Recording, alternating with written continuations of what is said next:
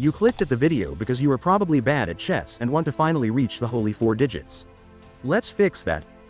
Being stuck below 1000 ELO can feel like a never-ending grind. But don't worry, by the end of this video, you'll have the tools to smash through that barrier once and for all.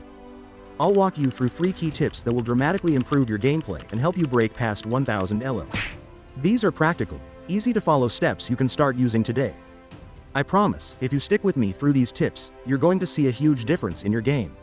We're about to make some serious progress. Let's get started. Hit that subscribe button and let's get to it. Alright, let's jump into the first tip, and trust me, it's a game changer for any player struggling to reach 1000 ELO. Mastering the basics of the opening. Now, I know what you're thinking, openings? Isn't that just the first few moves of the game? Well, yes, but it's so much more than that. Let me explain why your opening can make or break your game. The key to a good opening isn't just about memorizing tons of moves. Below 1000 ELO, it's much more important to understand the principles behind the opening. Here are the 3 golden rules for beginners. 1. Control the center of the board. These 4 squares are the most critical in the opening. If you control the center, you control the game. 2. Develop your pieces. Don't waste time moving the same piece multiple times in the opening. Your goal should be to get your knights and bishops out quickly. 3. Keep your king safe. Getting your king to safety by castling early is huge. Don't delay it. You don't want your king sitting in the center of the board, vulnerable to attacks. So remember, the opening is all about sticking to the basics. Focus on controlling the center, developing your pieces, and keeping your king safe. Don't get too fancy or overthink it. Just follow these simple rules, and you'll already be a step ahead of a lot of players below 1000 ELO. Quick bonus tip for extra ELO. If you really want to master your opening, practice the same few openings repeatedly until you're comfortable with them. Don't jump between too many openings, stick with what works and get better at it. My recommendation is the London system, the Italian or the Caro Con. Alright, now let's talk about tip 2, which is probably the most important skill for climbing to 1000 ELO. Tactics and pattern recognition. Trust me, at this level, your games will be decided by tactics more often than anything else. If you can spot tactical opportunities and avoid blunders, you're already way ahead of the competition. So, what exactly are tactics?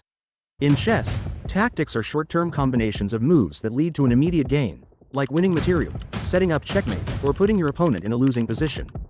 These can be things like forks, where one piece attacks 2 of your opponent's pieces at once, or pins, where a piece is stuck in place because it's shielding something valuable, like the king. At this level, it's not about deep strategy or long-term planning. It's about recognizing patterns and using tactics to win material. Most games under 1000 ELO are decided by these tactical moments, so mastering them is your ticket to crossing that 1000 ELO barrier. Let's go over a few of the most common tactical patterns that will change your game once you can spot them. If you can learn these, you'll find opportunities to win material in almost every game. 1. Forks. Like we just saw, forks are where one piece, usually a knight or queen, attacks 2 enemy pieces at once. This often happens when your opponent's pieces are placed too close together. 2. Pins. Pins are another huge tactic. A pin happens when one of your opponent's pieces is stuck in place because moving it would expose something more valuable behind it, like their king or queen. 3. Skewers. A skewer is like a reverse pin. This is when a valuable piece is in front of a less valuable one, and once you force the valuable piece to move, you can capture what's behind it. 4. Discovered attacks. And then there are discovered attacks, where moving one piece reveals an attack from another piece, often leading to a big material gain. These can be incredibly powerful if set up right. But chess plug, how do I practice tactics? So how do you train to spot these tactical patterns? It's actually pretty simple. Solve puzzles, dumbass. Chess puzzles are designed to sharpen your ability to see these tactics quickly. Websites like chess.com or Lichess have thousands of puzzles that you can solve every day. A typical mistakes that keep beginners from capitalizing on tactics is not looking for tactics from your opponent. It's easy to focus on your own moves and miss what your opponent is threatening.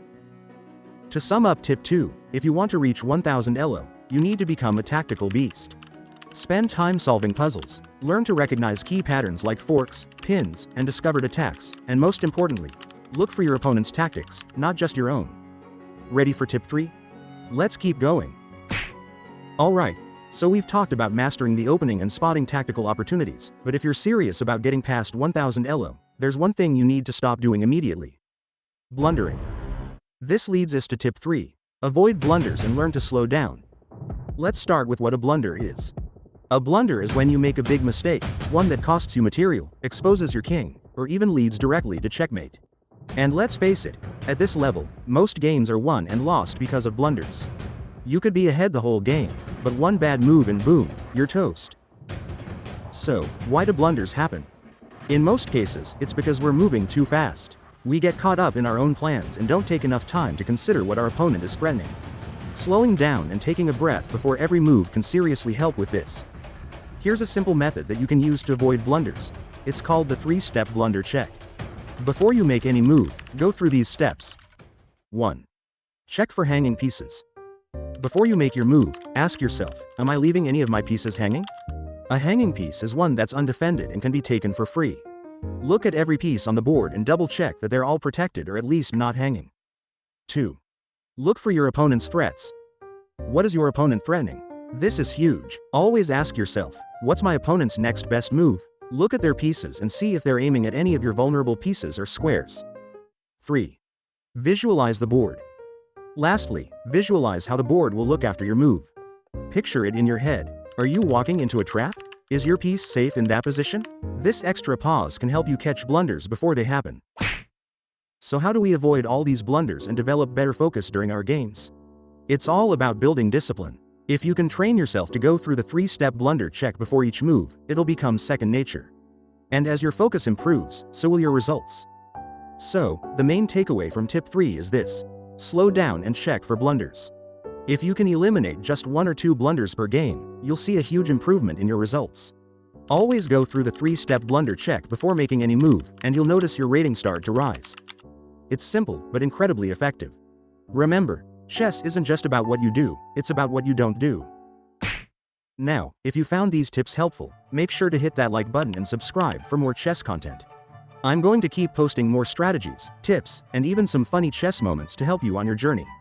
And hey, let me know in the comments, what's your current ELO rating, and what's the biggest challenge you're facing right now?